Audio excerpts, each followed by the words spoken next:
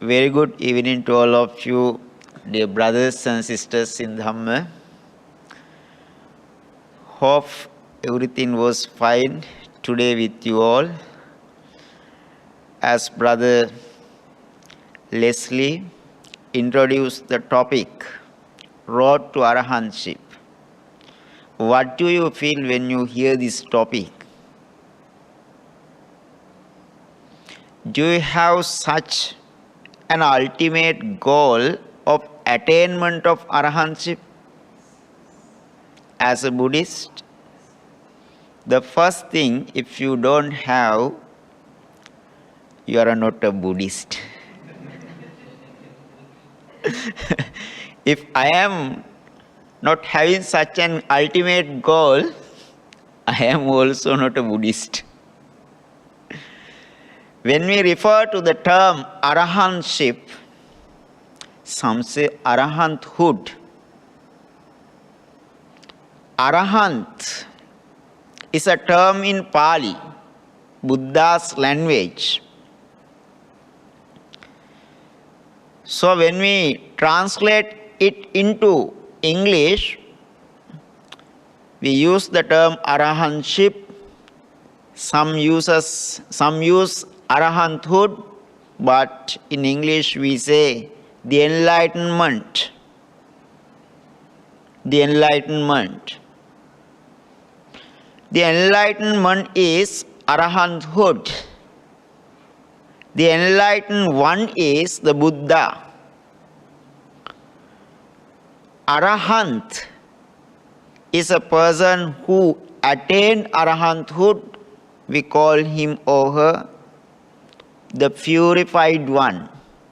The purified one. Those are the terms that associate with this meaning. This is the ultimate fruit of practices of 10 perfections in Buddhism. And also this is the final liberation of Buddhism. If you gain something best, not something better, but something best, after practicing the teachings of the Buddha, that should be Arahanthood, Arahantship. So, many people in this world, they are struggling, they are having troubles, issues, problems. If I say in another word, we are having physical and mental states that are not happy. That's why the Bodhisattva, before the attainment of Buddhahood as the Buddha, Prince Siddhartha, for many births in the samsaric life, tried to find out a way of liberating from these mental and physical sicknesses permanently. What he has found is Nibbana. Nibbana is another synonym for the term Arahantship. If you attain Nibbana, that is of course the attainment of Arahantship. On the other hand, the term Arahantship denotes the end of your birth and death. The end of birth and death. Once a deity questioned the Buddha, saying that in this human life, we got birth, we got death. Between the birth and death, we are suffering a lot due to the conditions of physical and mental sicknesses, so we are suffering a lot. How to enjoy the life how to satisfy the life. So we have to do immediately the meritorious deeds and go to the heaven to be reborn there as a divine being to enjoy the life. Then what was the reply of the Buddha? If you try to be reborn in heaven to enjoy the life, that is also craving. That is also craving. You attach to someone. Something is attached to your mind. Your mind is bound to have something. That is not ending up, but jumping up into somewhere. Therefore, the Buddha, for this deity, he said, if someone wants to liberate from this reoccurrence of the birth and death and the suffering between the birth and death, he should attain the Nibbana. That means he should be an Arahant. Either he or she, whatever you may choose, your position, you have to be an Arahant. That's why we are very happy to talk about Arahantship, the way of liberating from these all sufferings in this life. That's a journey. That's a journey. Within a short period of time in the sansaric life, we have to complete all the requirements and to attain the Nibbana in order to enjoy the ultimate happiness. That's why we are talking about road to Arahantship. You know what is the road? The path, track. So let's discuss something very interesting to all in accordance with the teachings of the Buddha. So the term Uposatha, have you heard earlier the term Uposatha? So the term Uposatha, how do you understand the meaning? Some say a fast day. That is, of course, from Oxford Dictionary. not from the Buddhism. So a day of purification, that is indeed from Buddhism. Lay followers of the Buddha, they undertake to observe 8 precepts or 8 abstinence on the days. They are called the Uposatha day or Poe day. In English we say full moon day, moon days. Normally after the observance of 8 precepts, we are expected to listen to the Dhamma talks, to engage in Dhamma discussions, to engage in prayers, chanting, recitations. Maybe practical and cultural activities are assigned to practice and we continue. Is it? So, the Buddha taught us that the Uposatha day is for cleansing or cleaning or to purify the mind which is full of defilements. What are the defilements? Can you say something? 5 hindrances are some of the defilements. Hindrances means the disturbance or obstacles, barriers. They prevent us. So, defilements are barriers, obstacles that disturb our happiness in the mind or inner calm, they will cause us to lose the joy and enjoyment or happiness. The day for Uposatha. Uposatha means a noun from the verb in Pali upavasati. Upavasati. Uposatang upavasati iti uposato.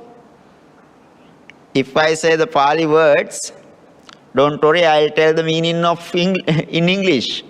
So, uposatang upavasati iti uposato means if someone observe the observances on a day, that day is called the day of Uposatha. That's the meaning.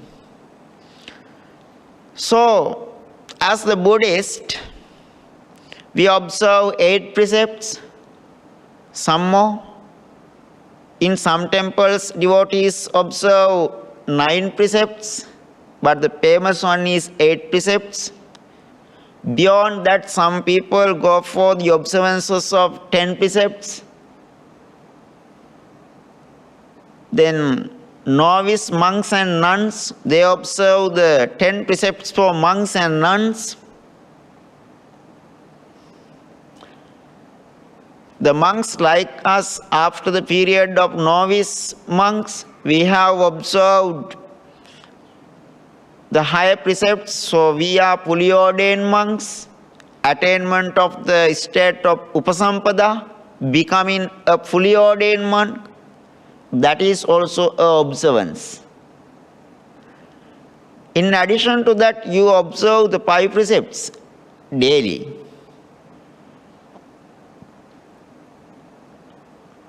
Those are the ways or the types of observances that we practice as Buddhists. When do we practice these? Can you say, what is the date?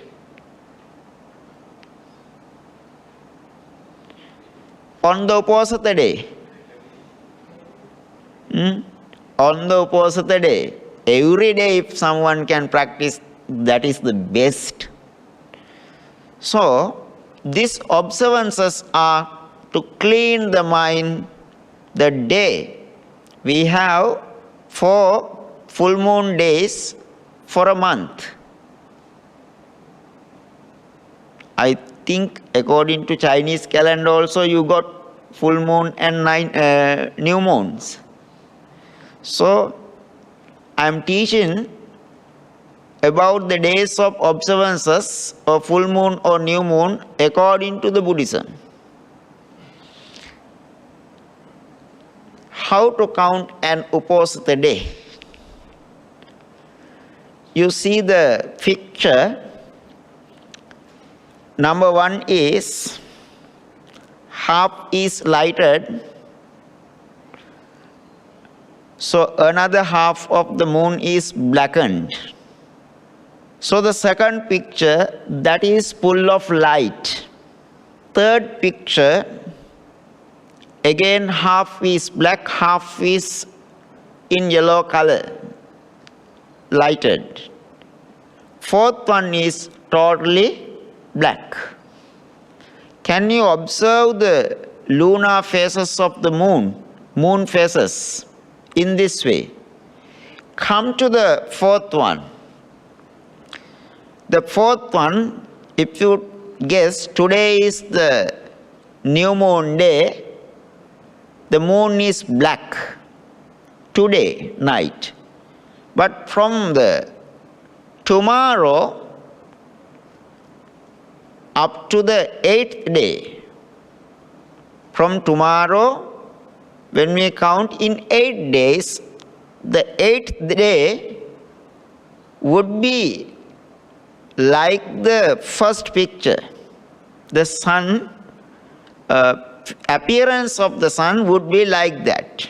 From your left hand side, the half of the moon is in yellow color, then the other part of the sun is black.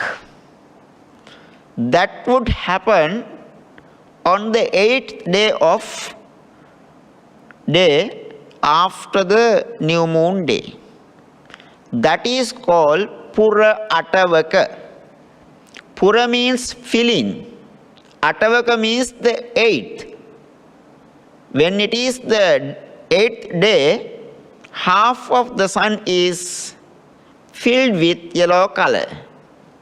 Then again, from the first picture to the second one, full moon day,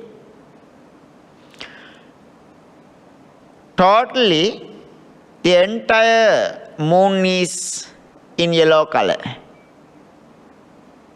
That is yellowish. So that would happen from this first picture to second phase in 7 days. From here to the second picture, now we have taken 15 days. So this is called Pura Pasaloswaka. Pura means totally filled. Pasaloswaka means in 15 days. Pura Pasaloswaka, that is called full moon day. Then again after the day, from the full moon day, we come to the third phase. The half of the yellow color disappeared from your left hand side. Then what happened? The color disappears. It has begun to disappear. That is called Ava Atavaka, because it happens after the 8th day, on the 8th day. So Ava means disappears, disappearance. So the color goes away. Then left hand side of the moon is black, right hand side is yellowish. After that, from the following day, in 7 days again, the 7th day is already the sun. The moon is black, no color. That is called new moon or Amavaka. Amavaka means black in Pali. The meaning. This is how it happens, the count in the day of full moon day, new moon day. This is called Puratavaka. This is called, second one is called full moon. Third one is also we introduce as the new moon. Black moon also we introduce as the new moon. So altogether, to fill or to be complete this circle, it will take 30 days. That is called the month of moon, Chandra Masa in Buddhism. This is how we count the full moon days of in Buddhism. If you want to calculate, you can do practices after that. Before the birth of the Buddha in India, there was a practice of all the religions, Indian religions especially. Those religious leaders encourage their followers to observe precepts on these 4 days, 4 times for a month. 4 times for a month. They would observe different types of, even today they continue in India. They will observe different types of precepts, observances in accordance with their own doctrine, according to their religion. According to their religion. That depends on the nature of the religion. I see some people on full moon day, even though they are non-vegetarian, they try to be vegetarian.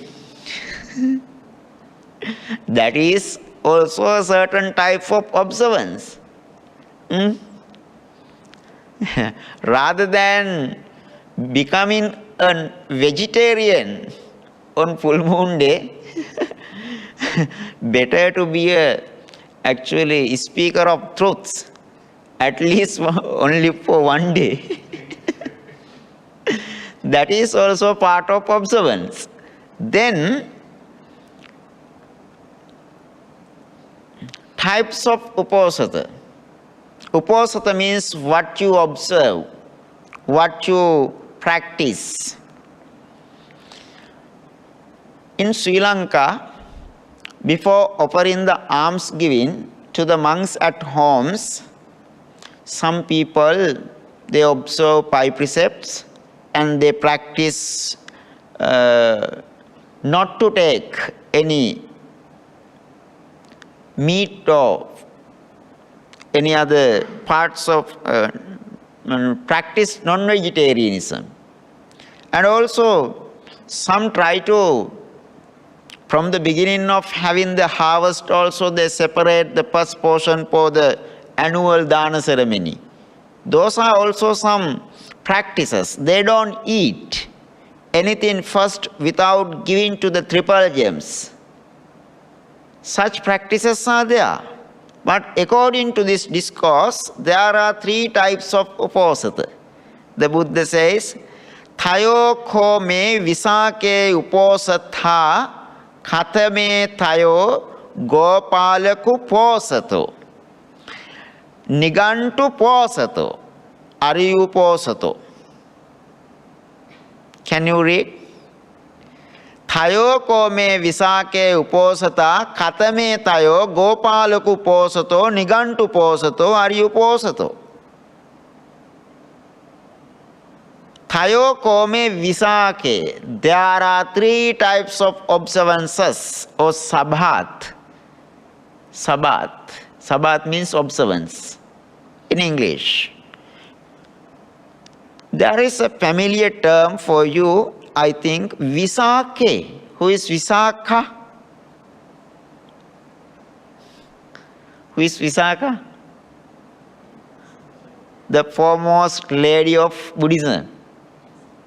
From the lay disciples.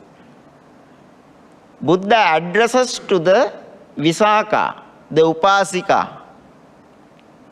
Upasika means what? Lay devotee or preceptor. Upasika means preceptor. Recently, Sister Bodhi passed away, we call her preceptor. In Buddha's language, she is a upasika. So, Visake. Visakha is the foremost lady of the female preceptors in Buddhism. Female contributors. Lay female contributors of Buddhism. So, Visake, what can you understand from this term? A discussion has happened between the Buddha and Visakha. So, Buddha says, Visakha, there are 3 types of observances or sabhats. What are they? What are those 3? The sabhat of the cowherds, and the sabhat of Jainas, and the sabhat of noble ones. These are the 3. When we come to this, what is the important one? So, the sabhat of cowherds. Who is cowherd? There is a picture there. There are some human beings behind the cows to look after them. They are called cowherds, the guardians of the cows. Remember, there are 2 people, guardians of the cows. They are different from the owners of the cows. So even though there is a gatekeeper or security forces in front of your company or business place or temple or house, or are they owners? of the house? No, what do they practice? They are practicing to protect the places. Kathancha visake gopalako posato hoti. Just like a cow herd, the person will take the cows in the afternoon, in the morning, and also in the evening, and go to the places where the food can be found for them, where the water can be found for them, where the places they can rest. And the person will feed all those animals in the evening. Again, he will return these animals to the owner. After the returning, he will go and think, today I took these cows to these places and there are no more food, no more water. To which place do I take these animals tomorrow? They think. How can I feed these animals tomorrow? That is the mental conditions of these guardians. And they will think of a place reflecting the geographical situations. Reflecting on geographical situations, they'll try to find a place that he can feed these animals. That is their behavior. According to the Buddha, there are some people in this world who observe precepts because of a tradition or culture practiced by their previous generations. They don't know actual meaning of the precepts. They don't want to study. If I question some people, if you observe the 8 precepts, please tell me the meaning of this precept. They cannot explain. They don't know what is the purpose of this observance. Because they observe their mother, parents, grandparents, they practiced, they took them to the temple and they have observed. Because of their practices from the previous generations, they want to pass this practice to the next generations. That's why they do. They are just like a guardian of cows, cow herd. So don't know the meaning. But on the full moon days, new moon days, they come to the temple, they observe precepts, and they don't know the real meaning, actual meaning of the practice. Just they want to teach to their children to continue and pass to their grand generation, and third generation. Is there someone among us who practices like that? Many people. So, how can we purify our mind? Can we attain arahanthood because of that practice? No, they are called labeled Buddhist. Sorry to say that, but that is the real term that we have to use. In that sense, people observe Sabbath, practice observances.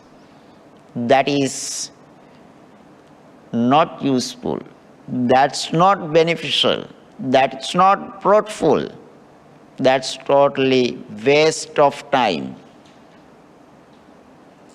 Come to the next, Sabbath of Jainas. Look at the meaning.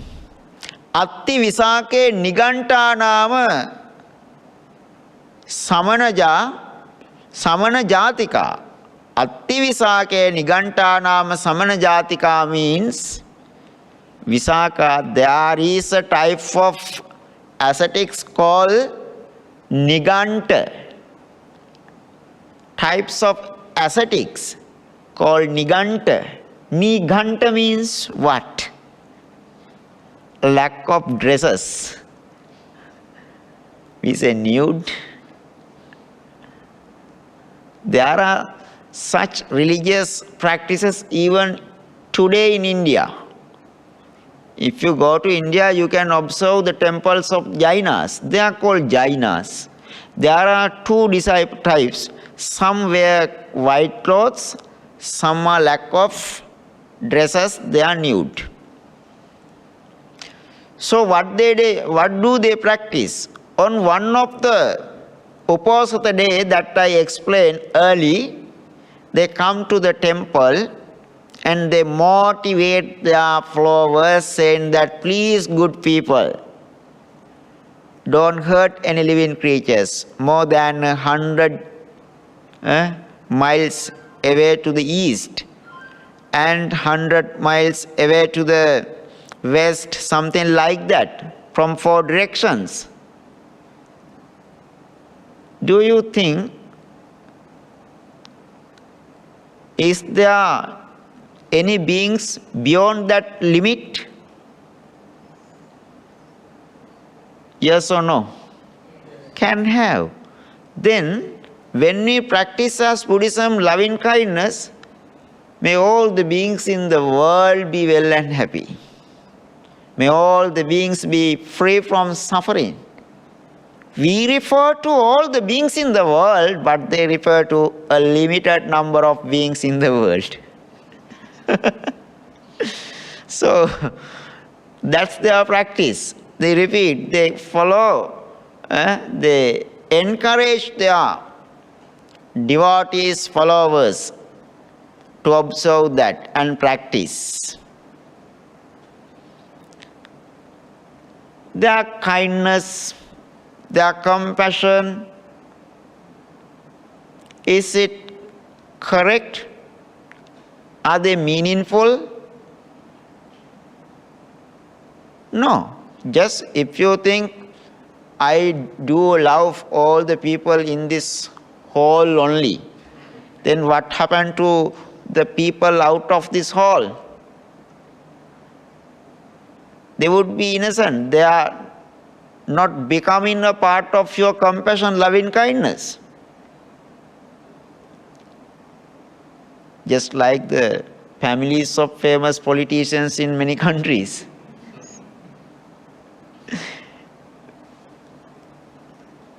This is how they do. And they have another practice. Te tadahu posato savakam evan samadapenti. On the other hand, in their practices, observances, they motivate or encourage their disciples again, please good people, take off all your clothes away. And say, I don't belong to anyone or anyone anywhere. Repeat this. I don't belong to anyone anywhere and nothing belongs to me anywhere. Could you say? In case of your life, don't you have anything anywhere?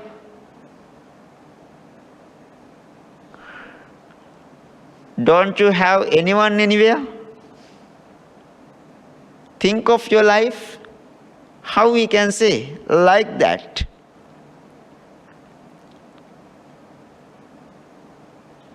Refer to your life. Think of your life.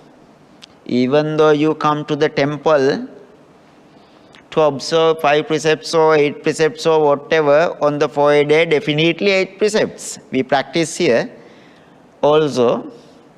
And we practice novitiate programs also. We have novitiate programs also to observe 8 precepts. There, what do you think? When you observe 8 precepts, don't your parents bring dana for you? Don't your children bring dana for you? At least do they have a visit to the temple to see you? Then how we can say, I don't belong to anyone anywhere, I don't have anything anywhere? Buddha doesn't practice something like that. So, when they repeat these precepts, if the parents are there of these followers, they say, they know, "Ah, this is my child." And also, they also know, I have my parents, both mother and father. If there are wife and children, they know this is my father. And they also know this is my wife and children. This is my husband and children. In that way they know. Then that means there is someone in anywhere for them. There are something for them anywhere. They cannot repeat, I don't belong to anyone anywhere and nothing belongs to me anywhere. So they cannot say, remove the clothes. Saying that at least they don't have any clothes. How empty, you see how empty this practice is. Thirdly, that is full of lies, telling lies. So the Jainas motivate their followers to tell lies to the people.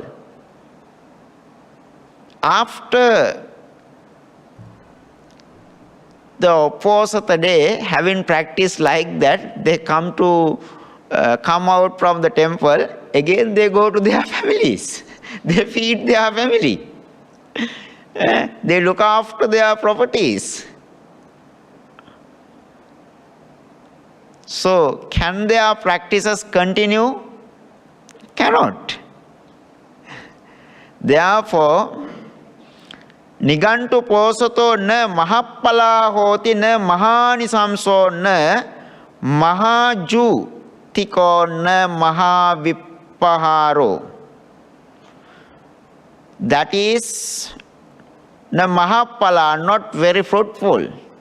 They are telling lies. Mahanisamso, they are not beneficial. They are not mahajutiko, not splendid, or mahavippaharo, bountiful. Useless, one term. There are people who practice like that. They come to the temple, they repeat the 8 precepts after the monks,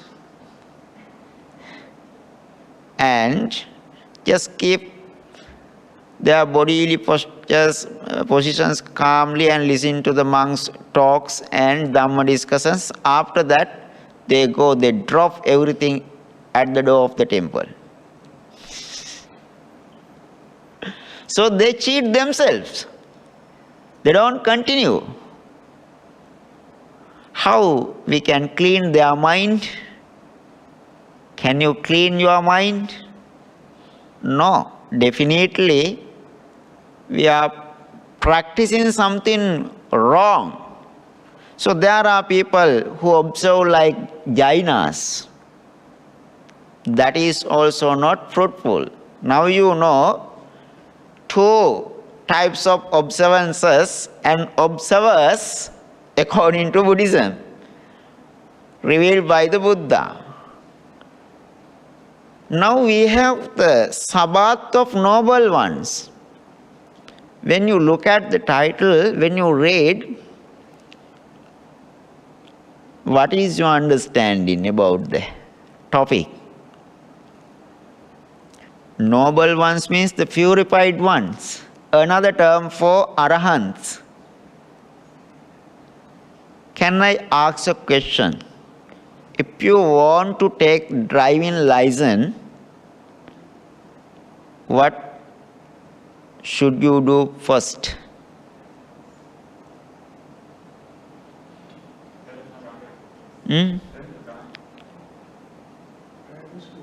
Driving schools.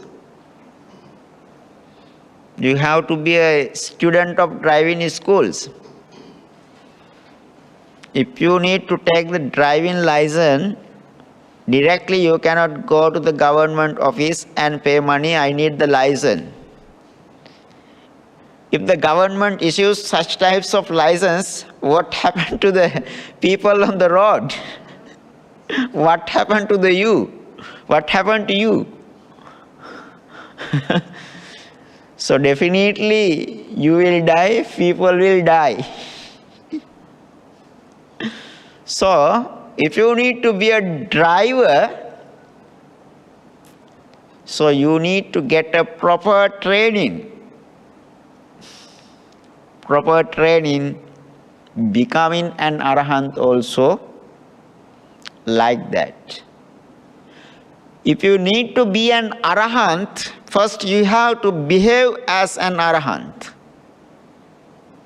Temporarily. Temporarily, not permanently.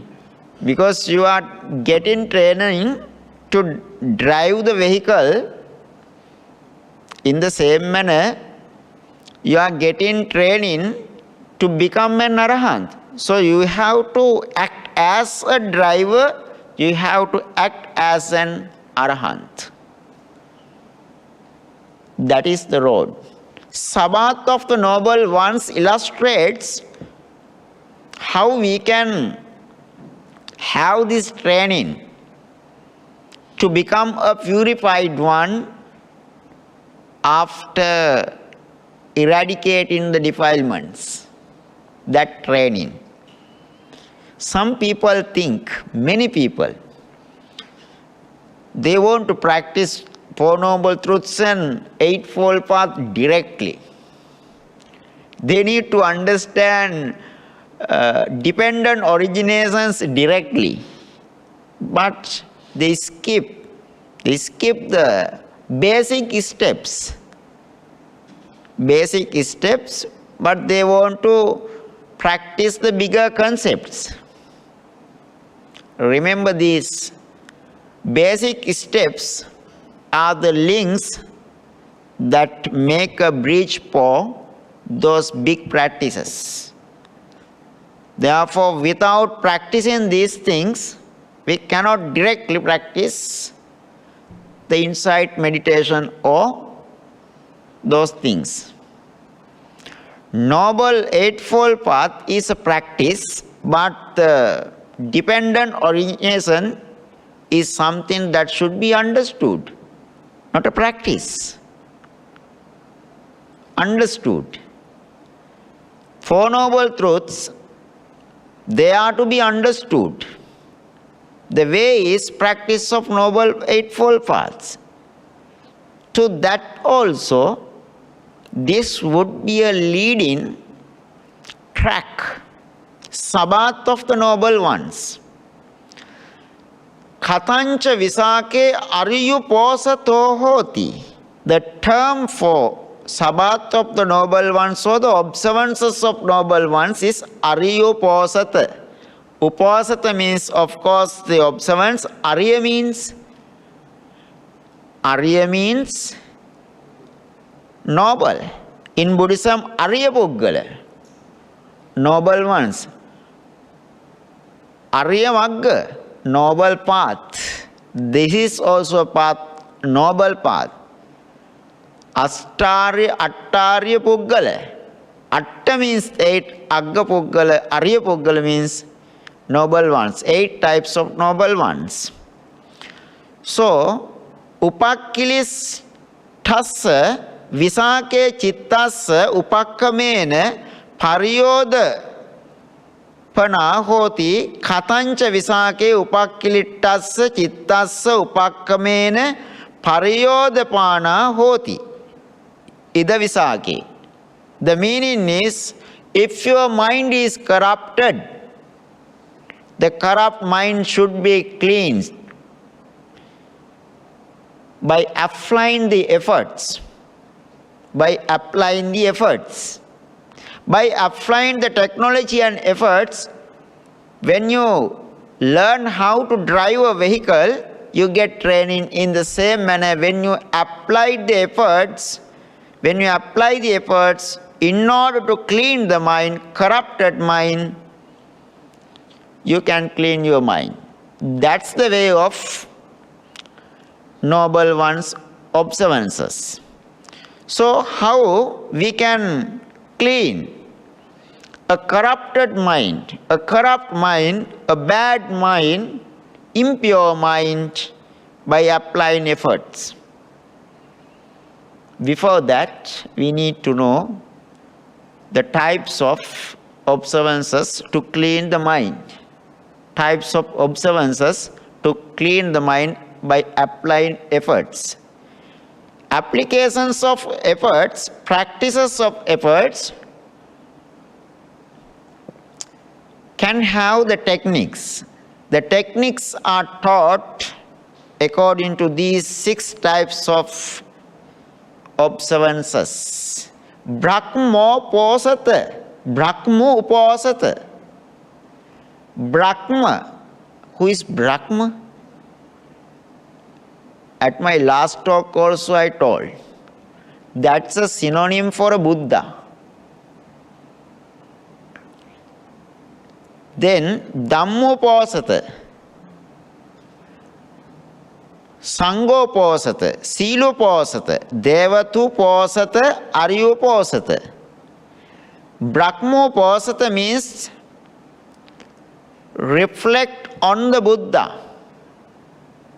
Reflecting on the Buddha. If not, reflecting on the qualities of the Buddha. Then Dhammoposata, reflecting on the Dhamma. Sangoposata means now you should have the ability to tell, repeat. Sangha means who? Monks. Then reflecting on qualities of the monks. Then Siloposata, Sila means observances, another term for precepts. Reflecting on the precepts. Devataposatam, do you respect deities? Do you respect deities? Do you love deities? Do you trust the deities? Why are you afraid of deities?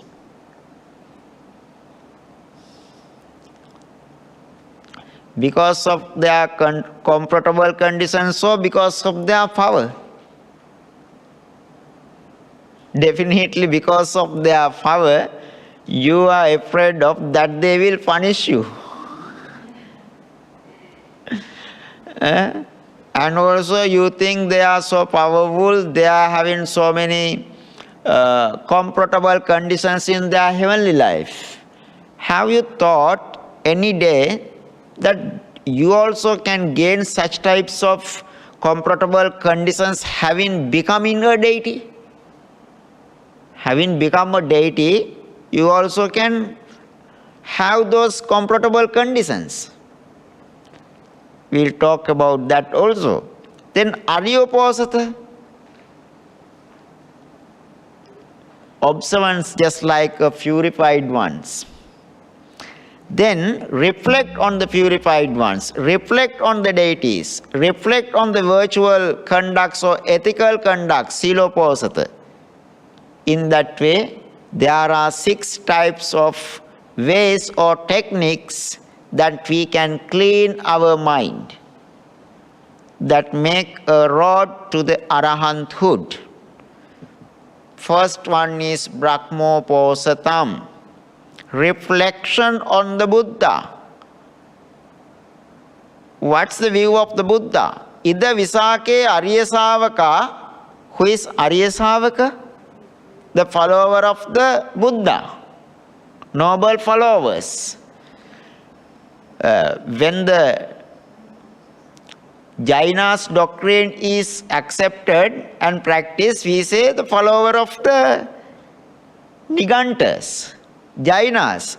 When you observe the noble one's practices, you have been defined as noble follower. So if you practice precepts, you are entitled to be a noble person. Use this term Arya Savaka. So Arya Savaka Tathagatang Anussarati. When we come to, when a noble disciple recollects the realized one is missing there, the realized one, the enlightened one, the Buddha. How we can realize him? How we can understand the Buddha? Always, at all the time, if we can repeat the famous one, you can read, Itipiso Bhagava Arahant Samma Sambuddho Vijjacharana Sampanno Sugato Loka Vidu Anuttaro Purisa Dhamma Sarati Satta Deva Manussanam Buddho Bhagavati. If you think the Blessed One is perfected, he is a fully awakened Buddha, he is accomplished in knowledge and conduct, he is the holy, he is the knower of the world, he is the supreme guide for those who wish to attain Nibbana, and teacher of the gods and men, and also awakened, and he is the Blessed One. We repeat the 9 virtues. Not only that, in Malaysia, separately after repeating these verses, we again say, Arahang arahoti namene, araham papan nivare. What is this? We are reciting the 9 virtues separately, their qualities. If you can think in that way, at all the time in your life, what happened? You are repeating Buddha's qualities, then the Buddha will reside in your mind. You will see the Buddha. Some say after coming here, having met us, Bhante, we got bad spirits, evil spirits at homes. Why? They are thinking of always bad things. So, their behaviors, mental states are unethical, evil conducts, always thinking of something bad, something evil.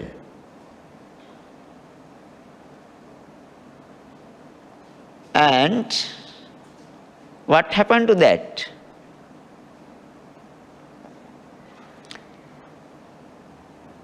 That is sometimes misunderstanding, and also that is because of cultivation of maybe anger, jealousy, or attachment, craving. Something disturb mind. Something disturb mind. Then, if we repeat the Buddha's qualities, what happened?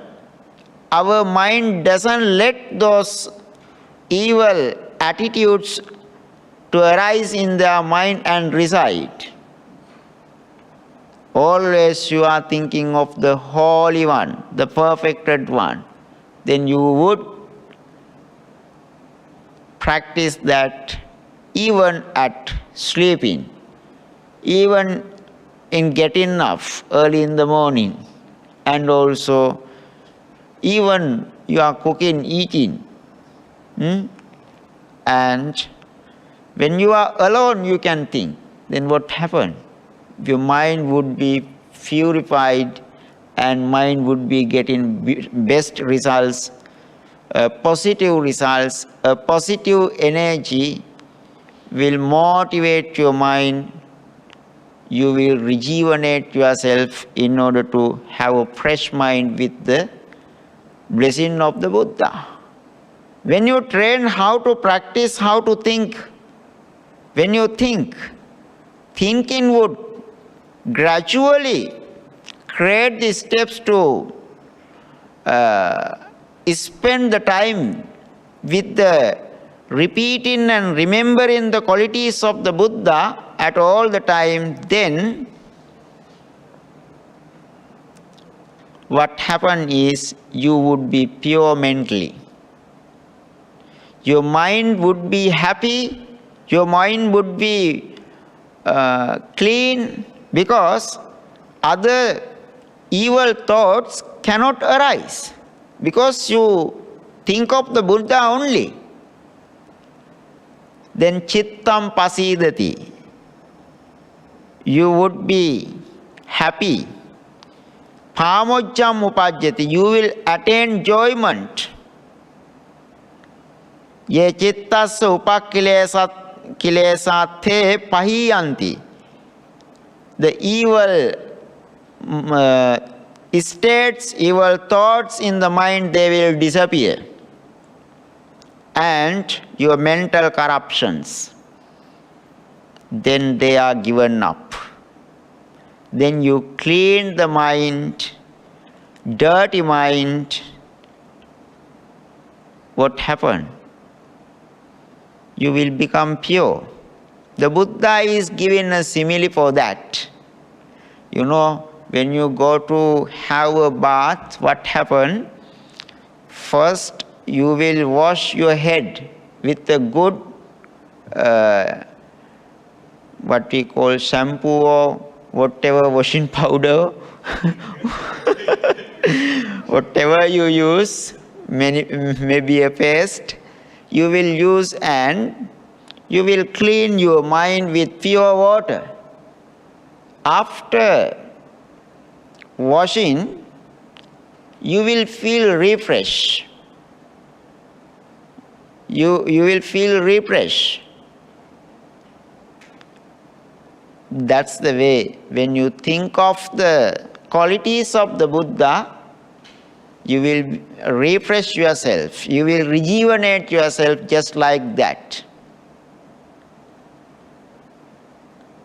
Then you are learning, getting training to become an Arahant. A noble disciple who observes the Sabbath of Brahma, who remember the qualities of the Buddha, who repeat the qualities of the Buddha, and they will live together with the Buddha. Always you picture, there are images of the Buddha you will see. Wherever you look at, you will see the Buddha. You imagine the Buddha. And because of that, your mind become clear. The joy will arise, and mental corruptions are given up. That is, because of your repeat in the Buddha's qualities, mental corruptions are given up. Actively, they don't go away, you give up them. They are given of you. That is up to you.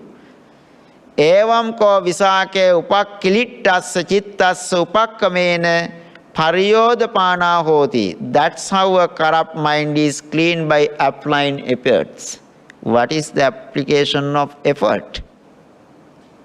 Thinking of the Buddha, reflecting on the qualities of the Buddha, the 9 virtues. If someone thinks like that, for that person, after the breakup of the body, that means after the death, definitely no need to practice. When he was living, she was living, any practices, if cultivates these things, after the death, definitely the person would be reborn in a good state. That is the first step, road to the Arahantship, because we should not be reborn in a hell, lower state, if we need to attain the Nibbana. Then Dhammo Posata, you repeat about the Dhammo also like that. Qualities of the Dhamma, thinking that Swakato Bhagavata Dhammo Sandhittiko Akaliko Ehipassiko Opanaiko Pachattam Veditabbo Vinyuhiti. You reflect on the qualities of the Dhamma. When you reflect, practice these things, the same thing happens. The joy will arise, your mind will be clean, and the corruptions are given up by you. Because of the repeat in the qualities of the Dhamma, at the end, your mind would be full of joy, happy, success. How? You take a full shower with a good type of shampoo and clean the body, proper shower. How do you feel? How do you refresh yourself? How do you rejuvenate yourself?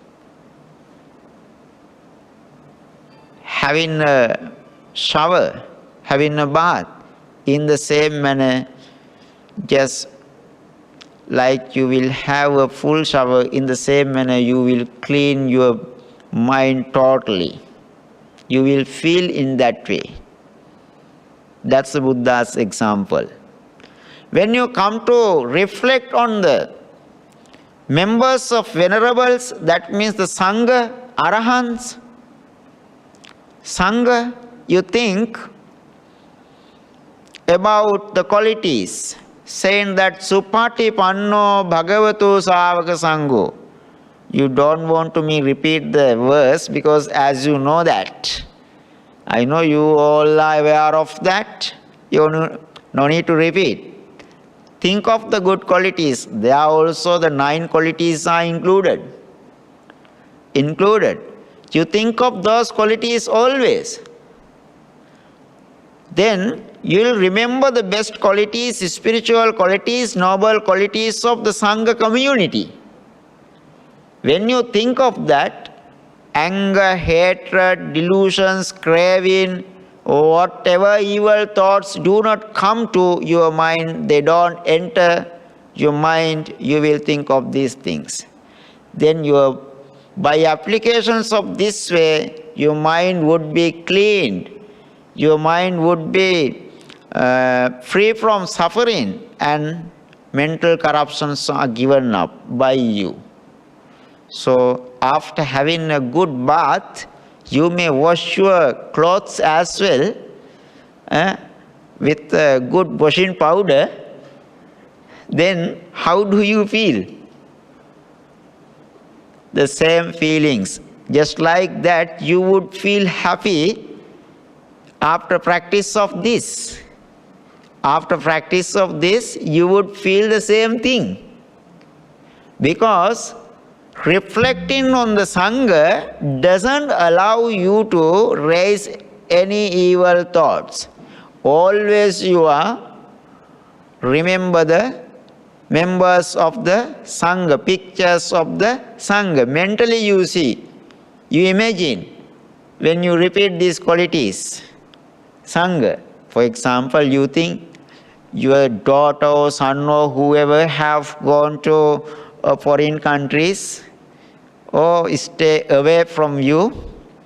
Always you remember their qualities. If my son was here, at this time he will do like that, daughter will do like that, and you imagine what they do, you observe, you just think their behaviors and tell. Your mind is drawing their picture. In the same manner, when you repeat the qualities of the Sangha also, you will draw the pictures of the Sangha. They are full of these qualities. Then the mental corruptions such as anger, hatred, fear, everything would disappear. You would be clean. You would be happy. The joy will arise, and also your mental corruptions are given up. You are not allowed. Do not allow to your mind to think negatively. That is also another way of attainment of Arahanthood, because that doesn't allow you to be reborn in a negative place. Could you understand? Then we come to Siloposatham. Sila means precepts. How do you reflect on your virtuous practices, ethical practices? Normally, culturally, we have some ethical practices. Religiously, we have some ethical practices. But think of the ethical practices in accordance with the Dhamma. If you are a noble person, if you are a noble disciple, you may recollect your own ethical conducts. I practice not to tell lies. I never told a lie. I have never broken that. That is not impeccable.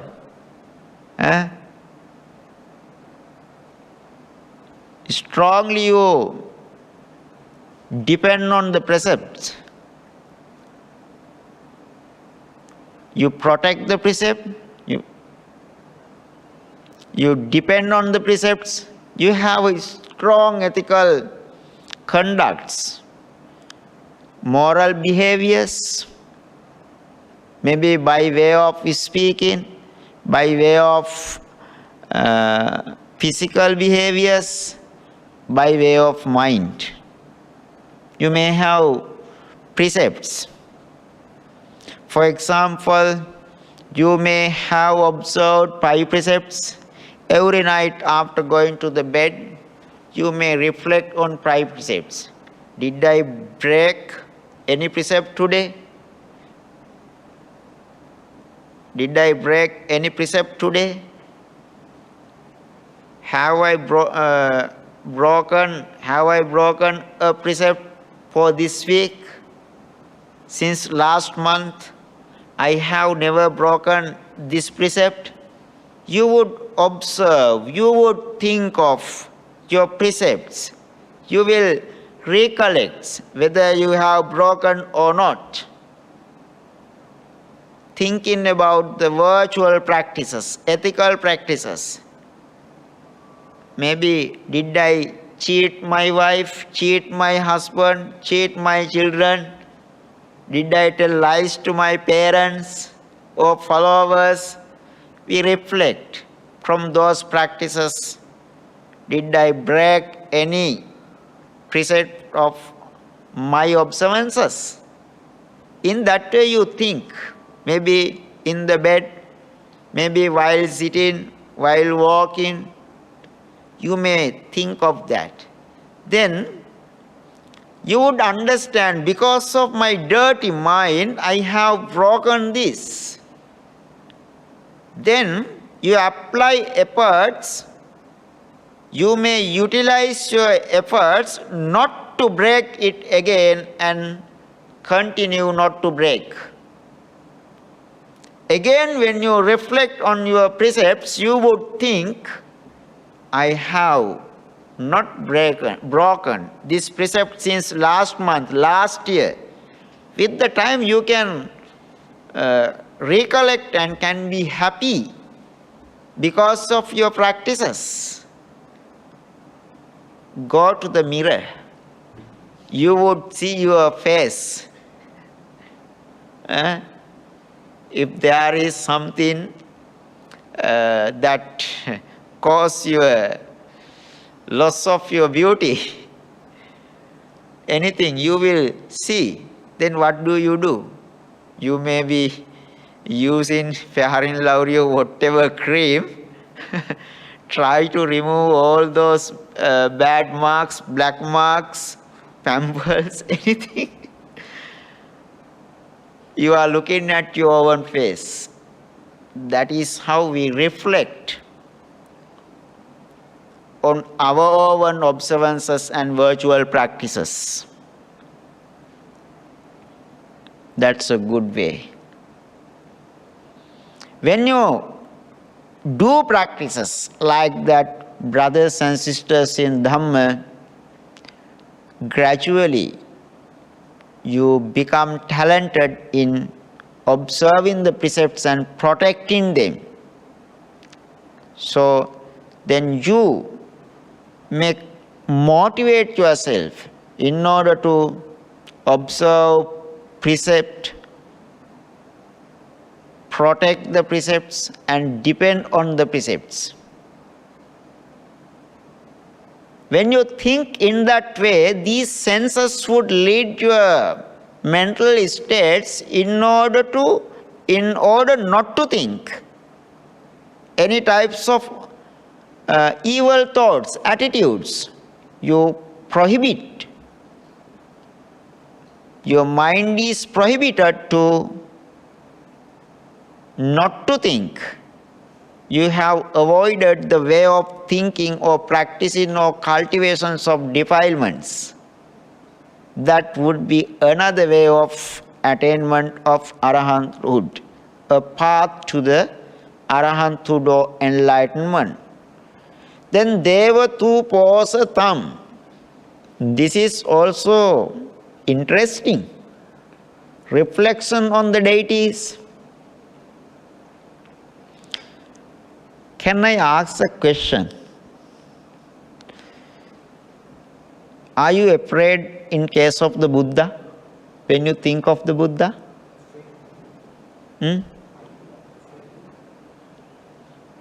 Afraid. When you look at the Buddha, if you meet the Buddha, do you feel afraid? You would feel happy. Peaceful, yes, of course. If you feel that a devil or bad spirit come to me and appear, how do you feel? When you, if you have a chance to meet a deity, are you afraid of them? Very happy. Why? Bless. You think the gods will bless. Your feeling is blessed. Yeah, I know. So, deities or gods, some followers try to introduce them as powerful people, individuals. Yes, they are powerful beings because of their ethical behaviors, not immoral behaviors. Therefore, if someone says they are very,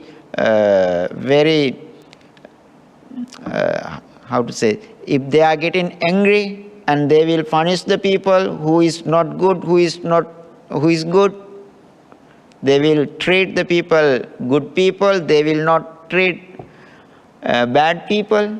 Of course, if you are an individual, if you practice immoral practices, they don't come to punish, but they will leave you.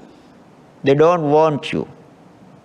If you practice ethical conducts, they will love you, according to the Buddha.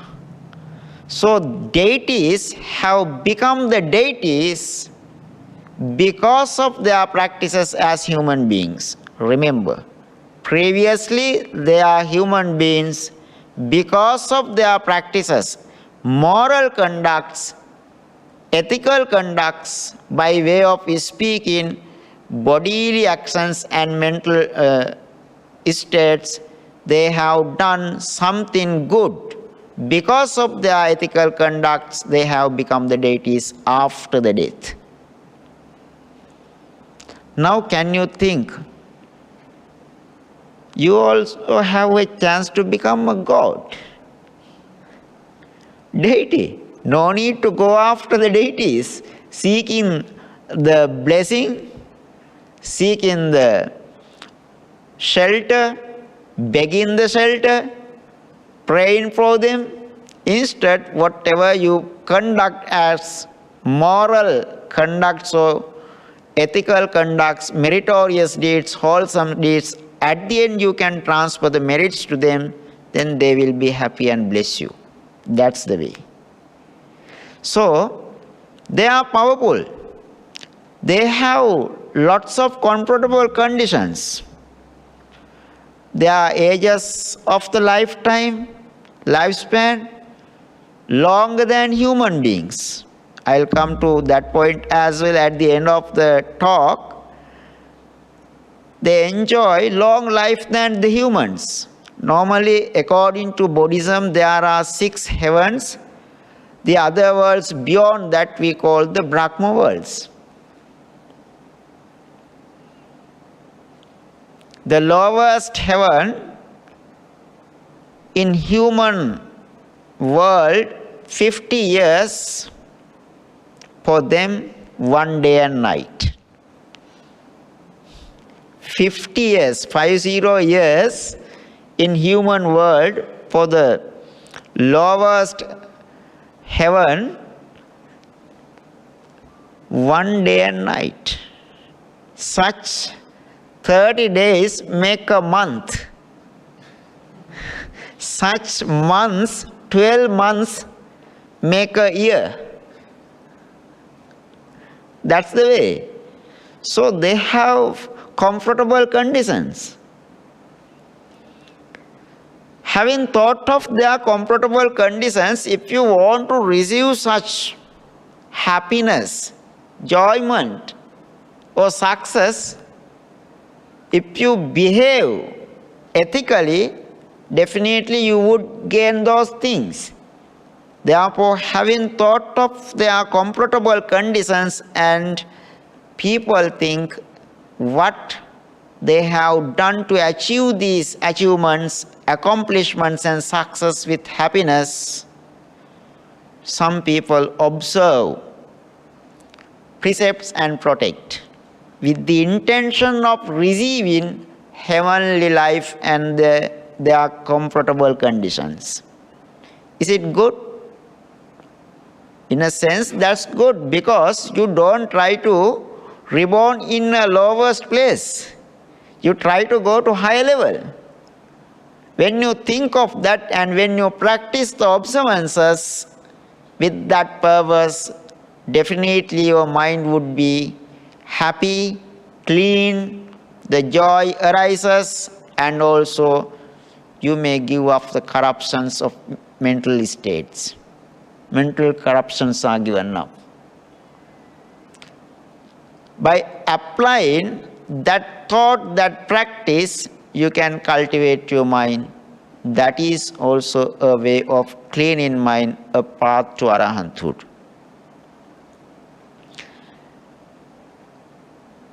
Such deities, when they pass away from their heavenly life, again they will be reborn as deities, because in their heavenly life also they think, how did we receive these heavenly comfortable things, happiness? Then they will observe, they will imagine, they will see what they have done as meritorious deeds in the human life. Even in heavenly life they practice those ethical conducts, and again reborn as human, not divine beings. If you have such type of intention, you can think of their faiths, ethics, what they have practiced, and their learning and generosity in the human life and wisdom. Because remember, after the death of you, in the future, the times that come to us, totally the society would be more corrupted. More corrupted. You will feel uncomfortable to pass the time when you are reborn in the human society after the death. Then, rather than having a rebirth in a such situation, better to reborn as a deity and pass the time, because here 50 years they are 1 day, and 100 years 1 day the above one. Then you will pass the time as a divine being. Then the next Buddha was born to this world. You may make a wish to reborn as a human being and meet the Buddha, listen to the talks from the living Buddha, and attain the Nibbana. That's also another way. Then the last one, Ariyuposata, reflection on the purified one. This is the point where we should get the driving license.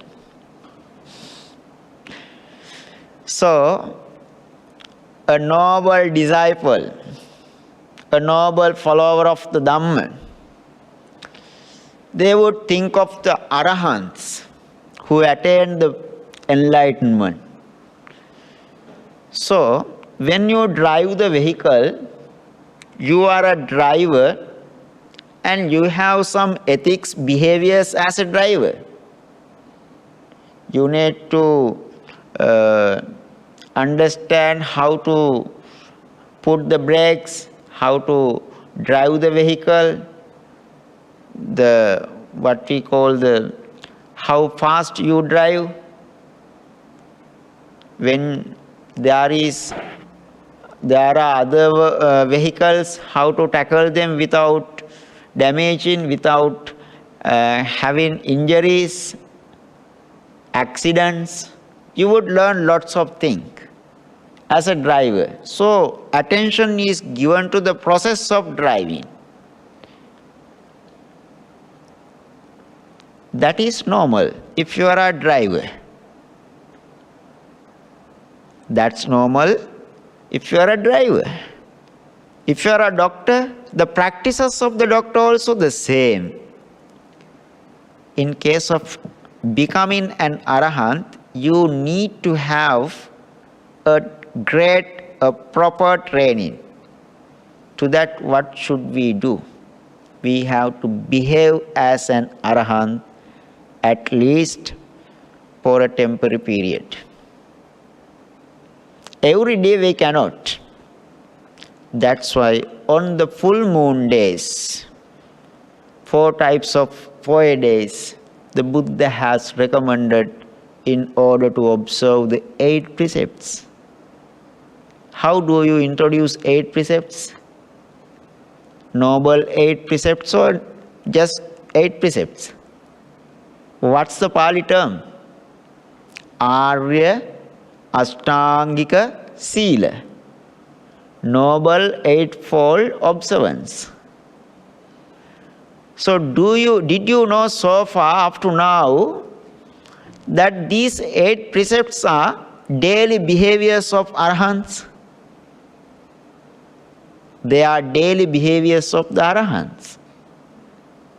They practice not to kill any living creature. That's a practice of Arahants. Yava Jivan, until the death, until the last of the life, they practice not to kill any living creature. You temporarily observe for a day, I'll not kill any living creature on this day. So you practice like an Arahant. Whatever they have until the death, just we observe for 4 days. Then Adinnadana. Adinnadana means not to steal. Kame sumichachara, not to practice sexual misconduct. Normally monks are prohibited to have sexual conducts. Lay people are given the permissions based on the marriage. Husband and wife can, but apart from that, that connection, that relationship also you stop on this day. At least for days, for a month, to practice that ability, develop that ability not to have sexual conducts. Arahants, they never practice that.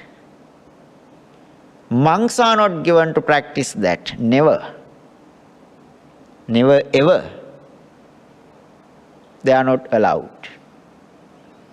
So, Having observed that, we practice not to have sexual relations at least for a day, at least for twice, at least for 4 times legally. Then we come to musavada, musavada, that is not to tell lies. Arahants never tells. They never tell lies in the same manner, at least for 1 day or for 4 days. We concern of our wordings, whether we are speaking truth or reality or lies. Then taking alcohol and intoxications, we think of that also and we stop that. There are some people who daily use these things. A nice experience when I met some friends, not good to tell, but how to tell. They tried to offer, they wanted to offer dana for me, so they invited. I was brought there by them. The guy who went there, after checking the menu, he says, "Okay, I'll take a beer." And Bhante, do you need a beer? Then his wife say something secretly to his ear. "Oh, okay, sorry. I'll take my own beer only." So, while offering the dana also they practice taking alcohols and intoxicate. Then what happened? They try to offer to us also. Maybe lack of understanding. But there are some people who daily practice, having known that is not good. But Arahants, never ever they use any type of alcohol.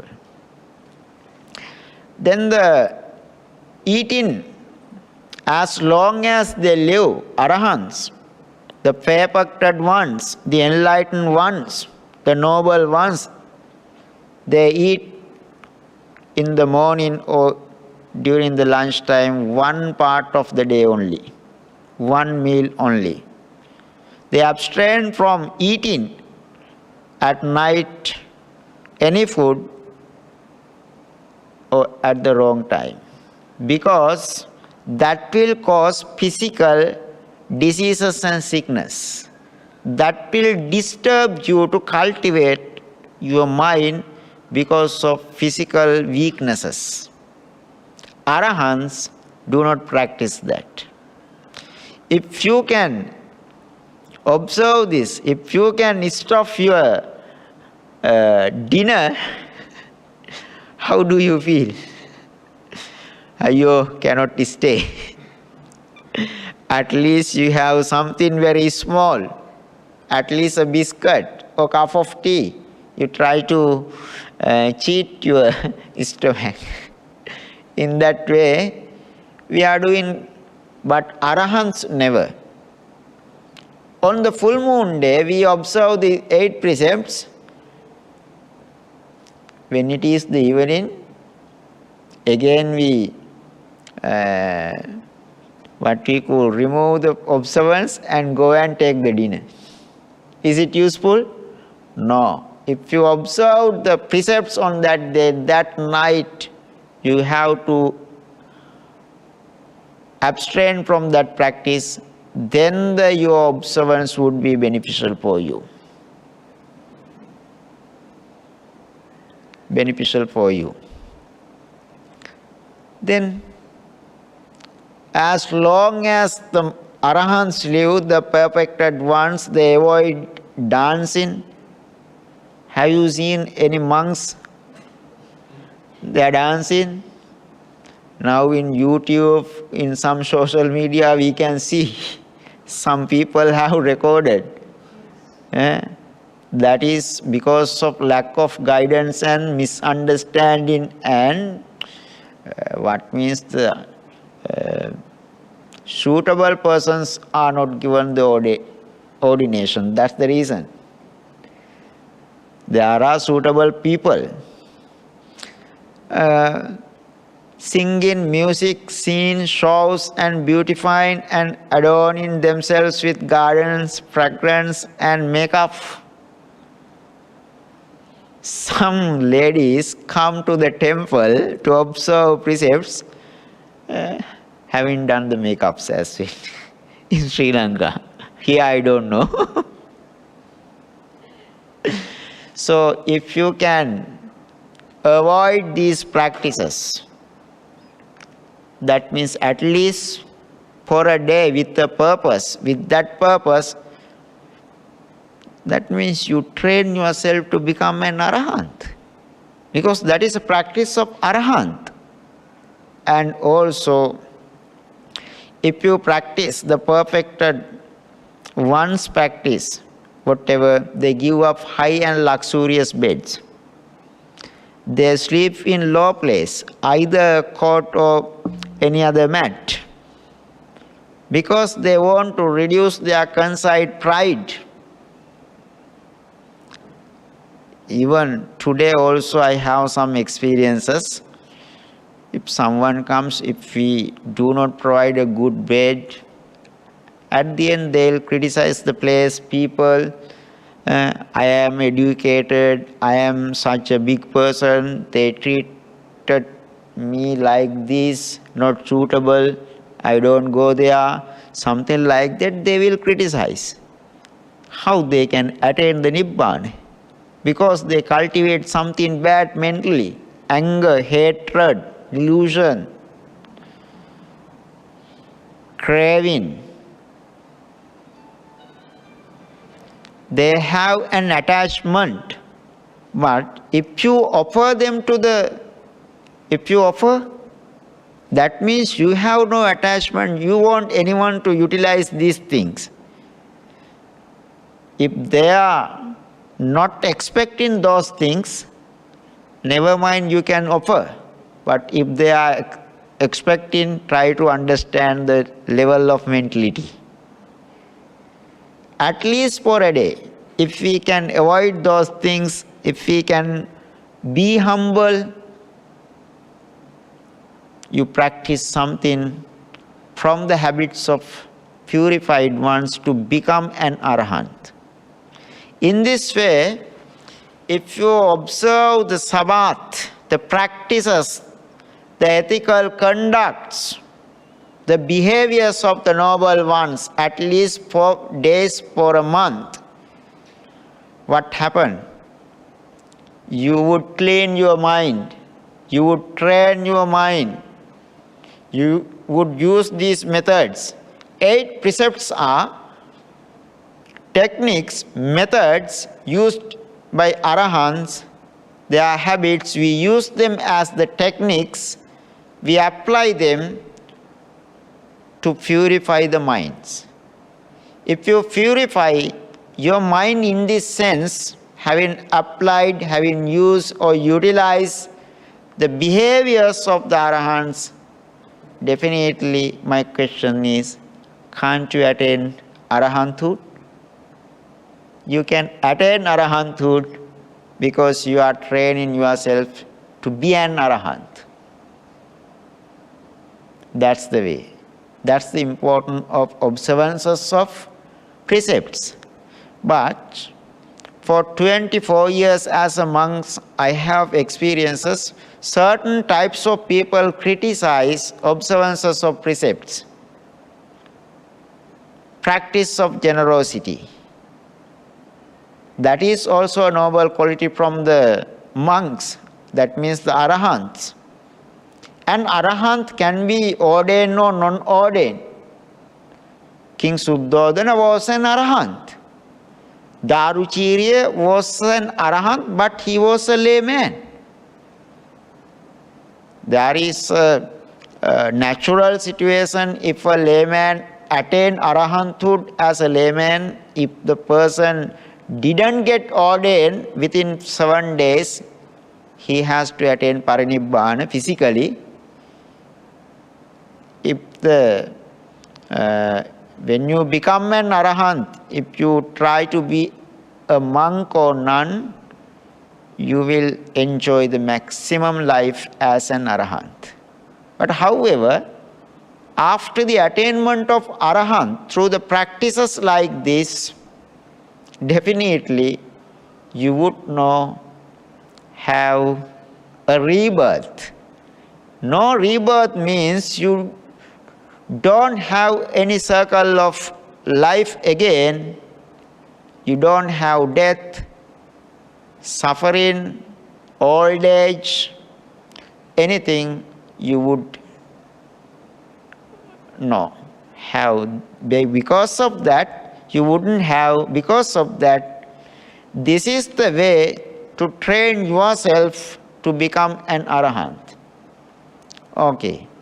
Then the Buddha says, when you practice the samadhi of noble ones, when you observe the habits of the Arahants, that would be the beneficial thing. That would be fruitful, beneficial and splendid and bountiful, meaningful.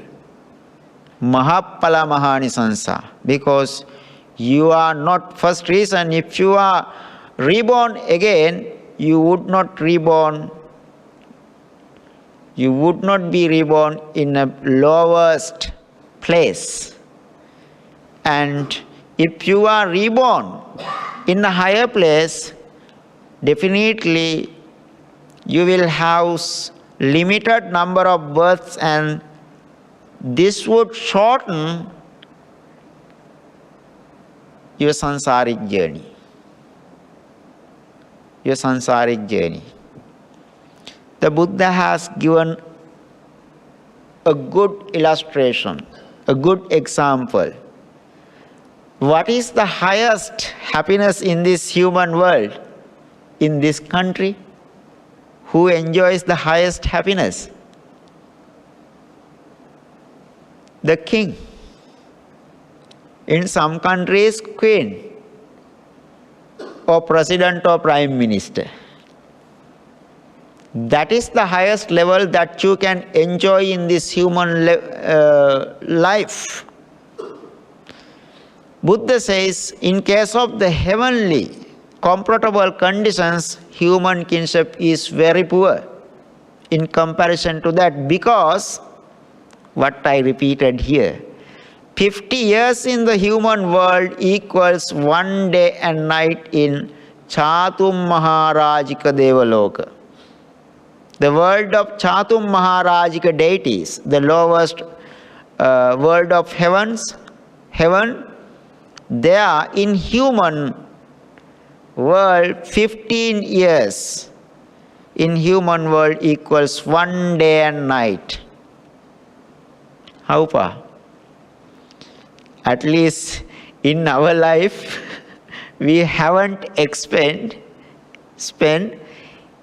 1 day at least in case of heavenly life in comparison to who are above 15 years, already they have spent that time only 1 day. In case of that Devaloka, they are 1 day old.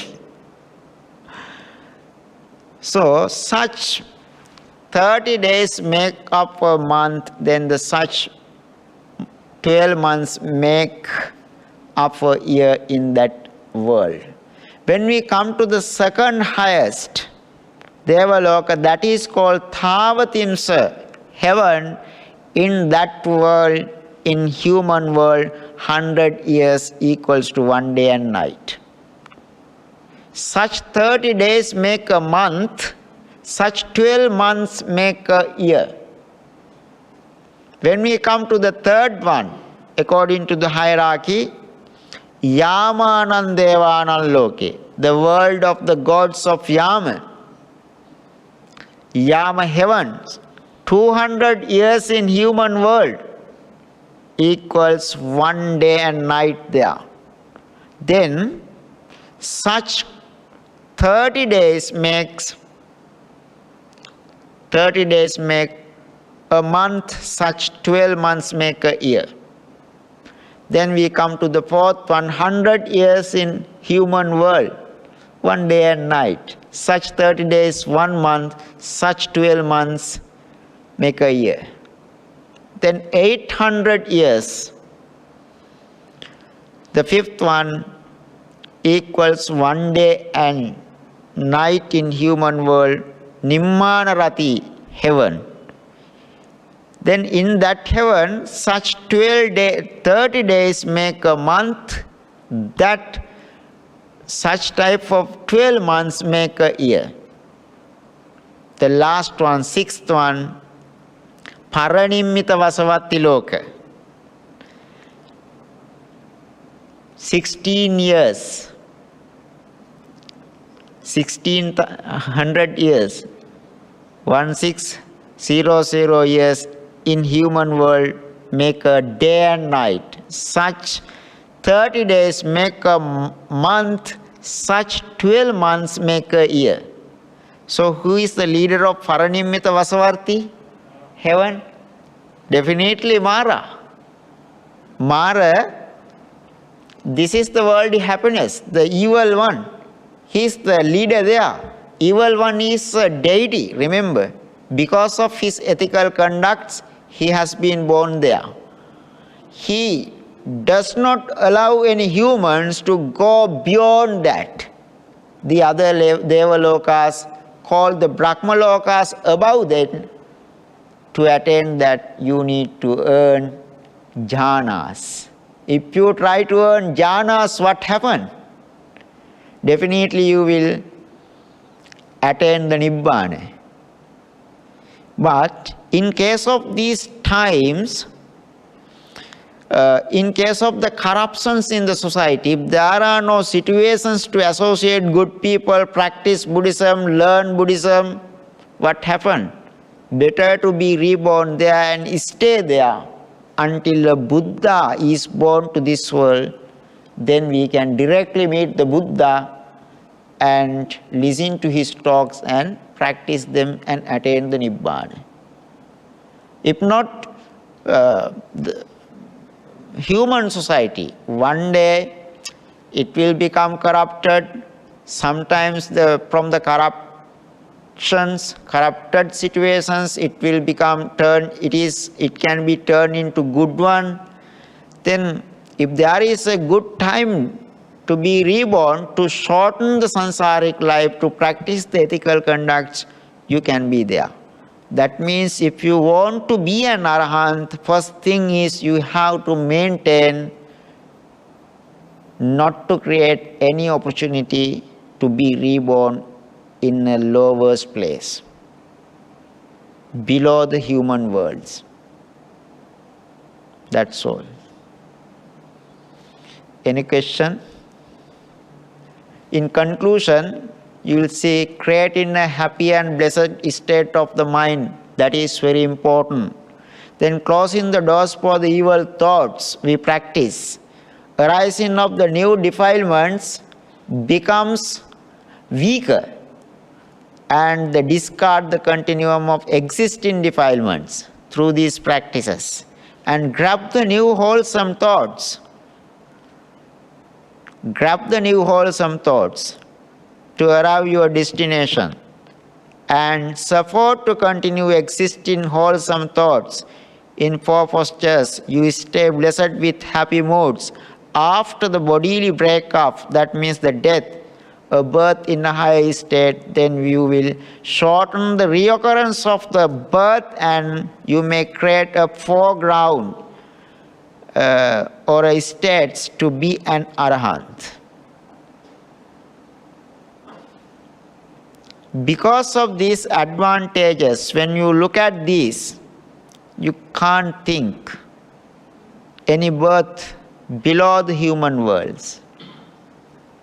So, at least you will protect your spirituality to be reborn as a human being. Then, easily you can practice the eradications of the defilements to be an Arahant.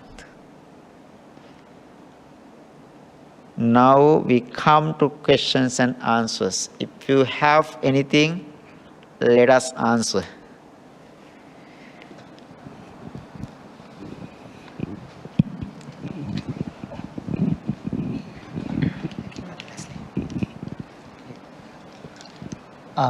Thank you, Bhante. My name is Francis. Thank you very much for the good Dharma talk. I certainly learned a lot about Arahantship. But there is one question I wanted to ask is, just now what you actually show us is how to achieve Arahantship. What if, how do we then identify someone is a Arahant? I mean, sometimes when we see someone glow the face, we say maybe he's a Arahant, that kind of thing. So how do we actually identify and know, hey, that is a Arahant? To recognize an Arahant. Recognize, yes, that's right. Thanks. The most important thing, if you get into a car, do you want to recognize who is the driver? Get into a bus, ship or plane, do you want to recognize the pilot, captain? But if there is a place to train how to maintain a flight or ship or how to drive a car, what is the option? Do you meet a pilot or captain or driver, or rather than that, do you attend the classes in a college or training place and get the training to be a driver? Why do you want to recognize the Arahants physically? Arahants cannot be identified physically.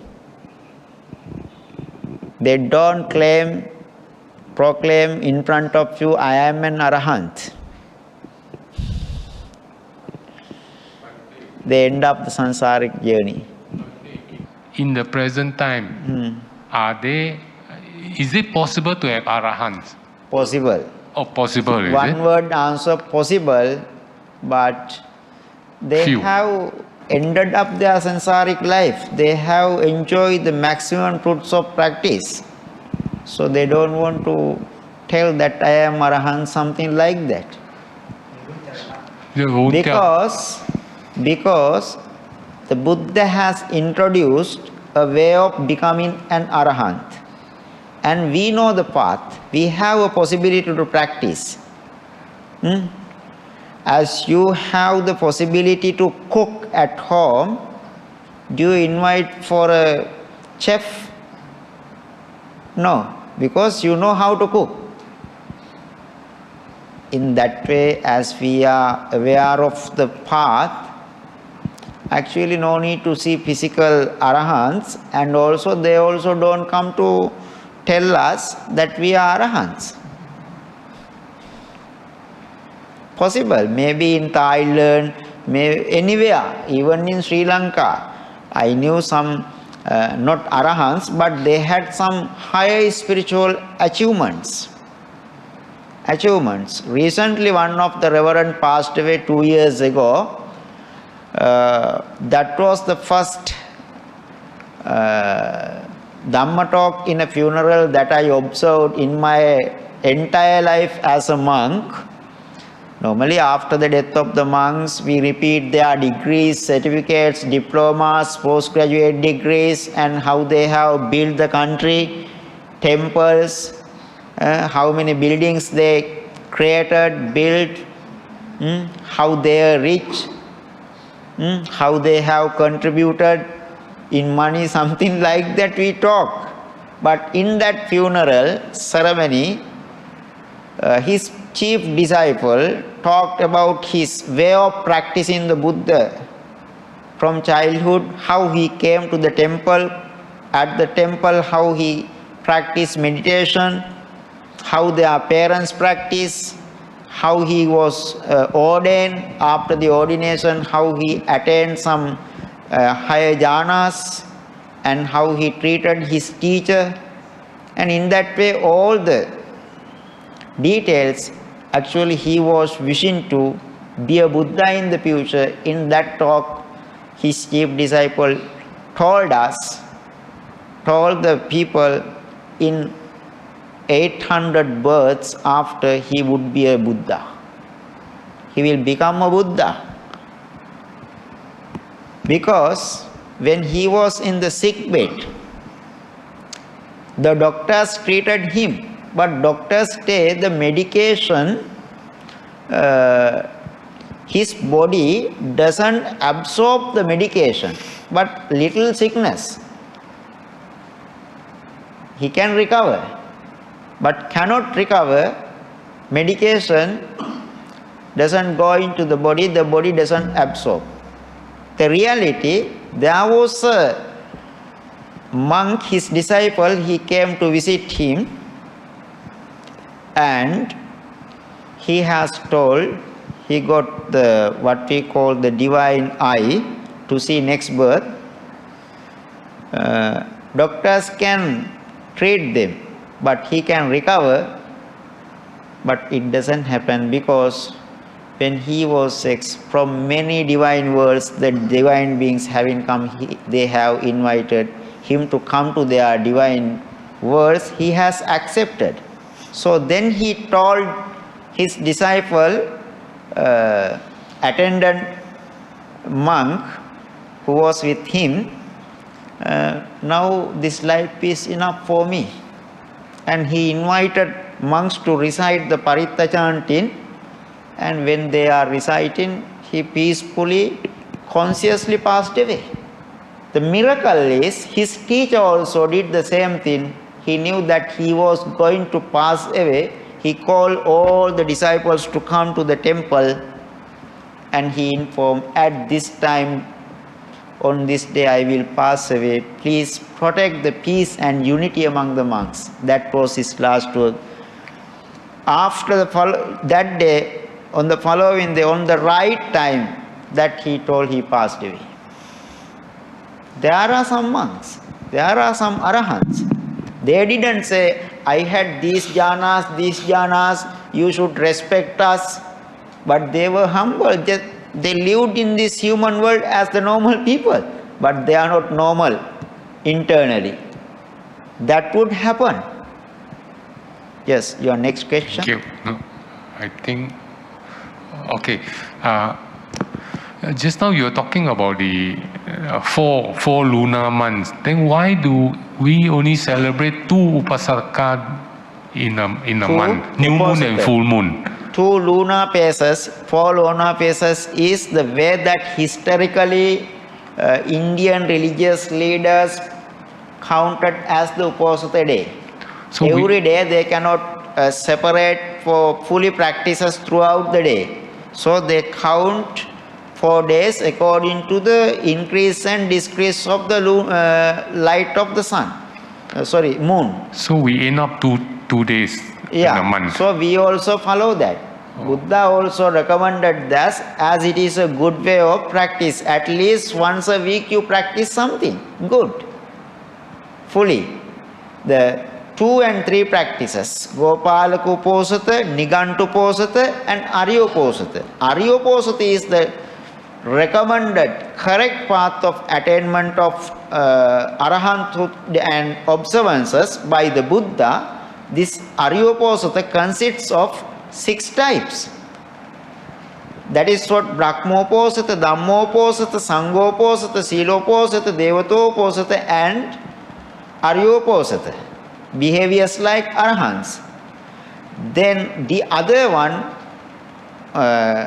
Gopalakoposatha, means the Buddha illustrated the behaviors of guardians of the cows, cow herds.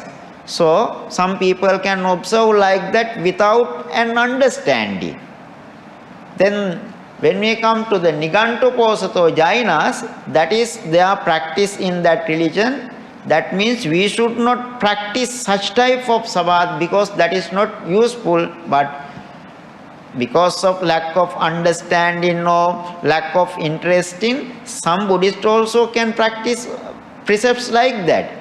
If you practice like that, that would not be beneficial. That's why the types of the observances have been introduced and we discussed. Is it? Thank you. Thank you. Anybody else? You could say Mike.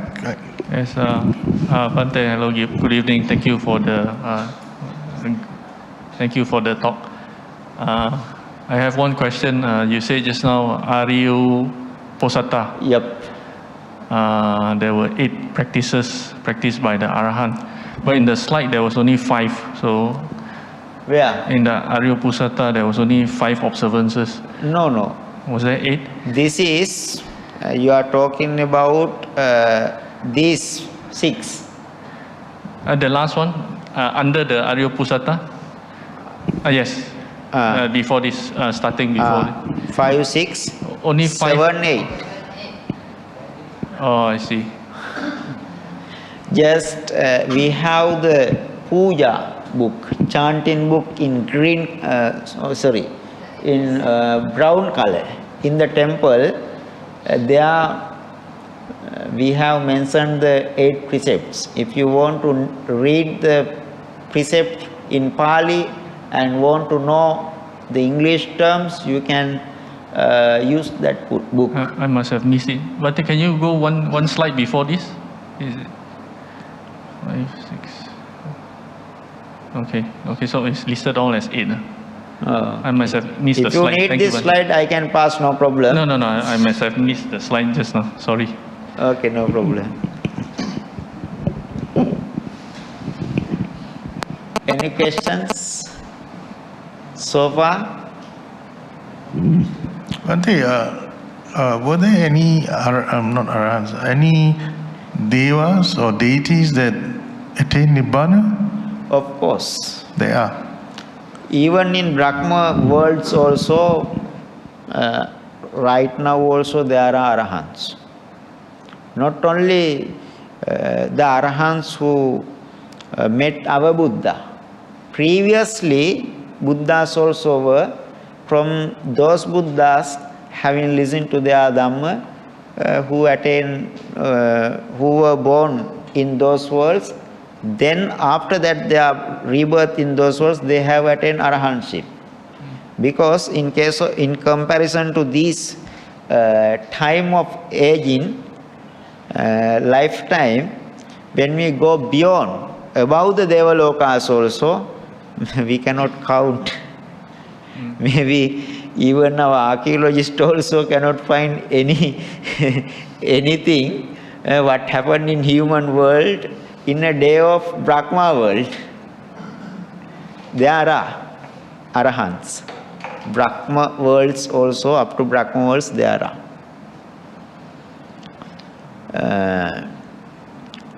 In case of, there are 33 planets. From the lowest place, then the middle center is human world. Human world is the central point that the beings are sent to higher places, so lower places. Then the highest one, we can earn the formless jhanas. Indian people during that time, spiritually higher people, they could find highest jhanas, but beyond that they couldn't go. The Buddha is the person who found beyond that, because the highest jhanas can disappear at any time. After that again they can be reborn in any world. They have a rebirth, but they, even though they could attain the jhanas, there were no way of that we call the stopping the rebirth. What the Buddha did is, he found the way of stopping the rebirth. That is the attainment of Arahanthood. That is a big topic, another topic that we have to discuss with reference to different discourses. Thank you. Bhante, can I have one last question? You said to reach the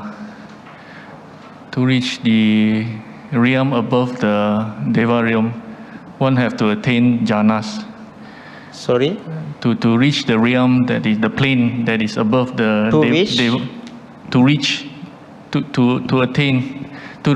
be reborn in the realm of above the Devas. one has to attain the jhanas. What jhanas course? No, to be reborn in the plane The Brahma above world. the He's Brahma talking about world. being born in Brahma world. Brahma world. You need to attain certain jhanas. Of course, if you don't have a practice of attainment of jhanas, we cannot go to Brahma world. But another way would not be to practice the Brahma Vihara. Also, we can reach to that Brahma realm. Vihara is some qualities of the Brahma Devas, beings in the Brahma world. If we practice Brahma Vihara, that means the four divine abodes, we are practicing a way of just like what we call a Brahma. Rather than practicing qualities like a Brahma, why can't we practice qualities like an Arahant? Because Arahant are the highest. Arahants are the highest. Why do we think of Brahmas? Because Brahmas have loving kindness, compassionate, altruistic joys and equanimity. But they are only four. But more than that, Arahant's loving kindness are higher. That is higher than the Brahma's loving kindness. That is higher than the Brahma's compassionate, altruistic joys and equanimity. Arahants are the highest. So, this is the way to attain the highest place. If you want to go to, let's say, how to find the place. Final question related to his question. In the beginning, you were saying that as a Buddhist, our aspiration is to become an Arahant. Of then course. only we have liberation. Okay. Sorry? So then, The word you why do repeat? we try, our aspiration is to be an Arahant, isn't Yeah. it? So that we get liberated to Nibbana. Then why do people end up as devas and all the Brahma world? How did it end up? Because to be liberated, I think you have to be in the human world. Let me clarify. At the beginning, I said our aspiration is to become an Arahant. Yes. Yeah. To be a human now being. You are saying at the end, I talk about the Deva world. No. So what I mean is that yes, we have to be in the human realm to understand suffering and dissatisfaction and all. Then only we can cultivate to purify our mind so that we go Nibbana. Okay. So now, how do these people or how end up going to the Deva world? And if you always look at the chart, the Deva world seems to be a better, like what our friend says, it's always on a higher plane. It's a very comfortable plane, everything. Then why, I can't reconcile, how did they end up in the Deva world? Why didn't they want to be in the human world? People. Yeah. From the people desires. Us, the practitioner, we practitioner. Yeah. How Why did they want to be in heavenly world? Yeah, how did they end up in the heavenly world? Without become an Arahant? Is that the question? Yes. Yeah. Yes. Why aim lower than the Arahant? I think his point is, Bhante, he's studying to get a distinction, A, but didn't study hard enough, he got a C. The C means you go to the Deva world. A means you become an Arahant. So while trying to get to A, but you couldn't achieve it, but you ended up in C. Why don't we start in C in the first place? How did we end up in the Deva world, which seems to be a more comfortable world? If people think they want to be in the heavens through these practices without become an Arahant, the first thing you have to question those people, not me. Attainment of the rebirths in the heavenly worlds, if you wish to become an Arahant, sometimes when you, until you complete your 10 perfections, Understand?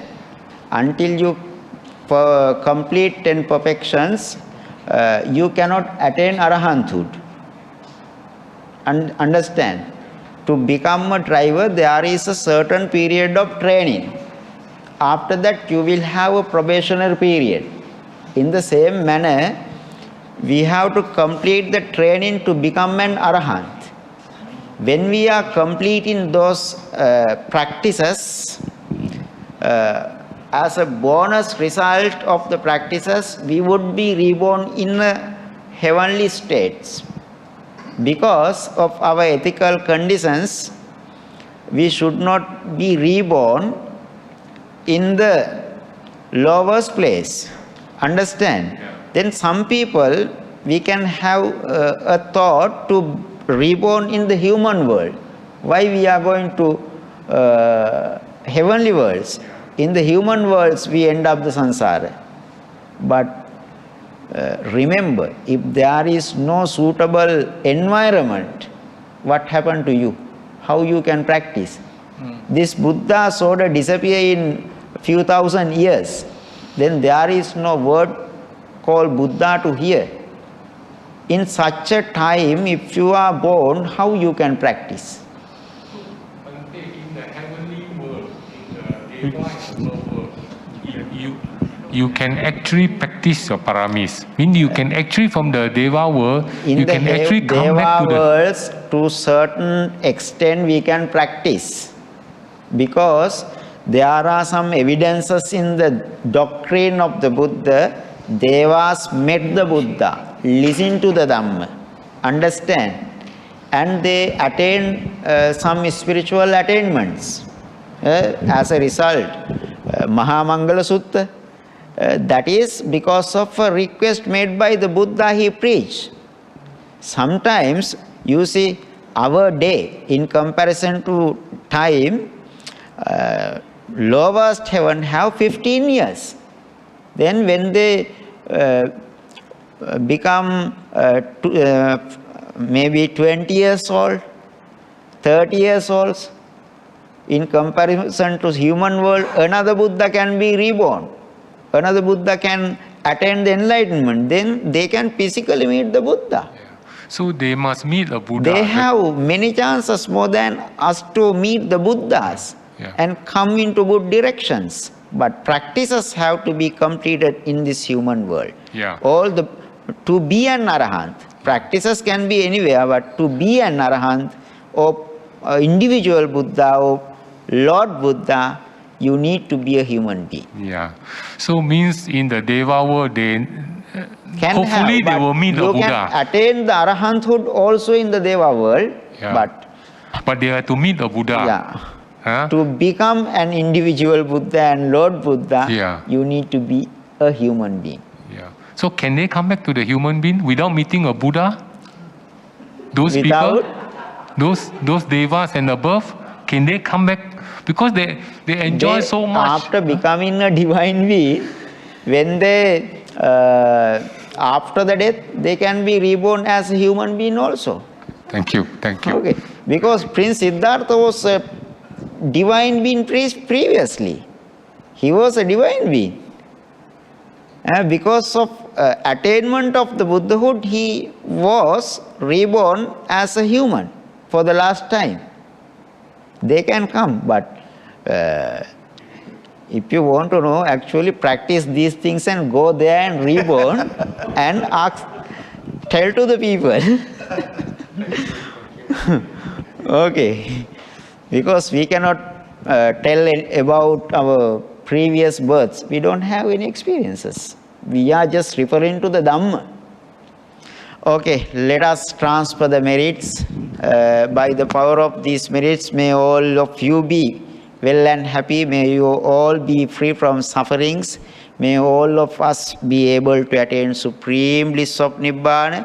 May the departed ones receive these merits. May the divine beings receive these merits. May all of them will be able to attain supreme bliss of Nibbana. Akhasattha cha bhummatta devanaga mahindika පුඤ්ඤන්තං අනුමෝදිත්වා චිරන් රක්칸තු ලෝක සාසනං ආකාසට්ඨා ච බුම්මට්ඨා දේවානාගා මහින්దికා පුඤ්ඤන්තං අනුමෝදිත්වා චිරන් රක්칸තු දේශනං ආකාසට්ඨා ච බුම්මට්ඨා දේවානාගා මහින්దికා පුඤ්ඤන්තං අනුමෝදිත්වා චිරන් රක්칸තු මං පරන්ති. Blessing for you.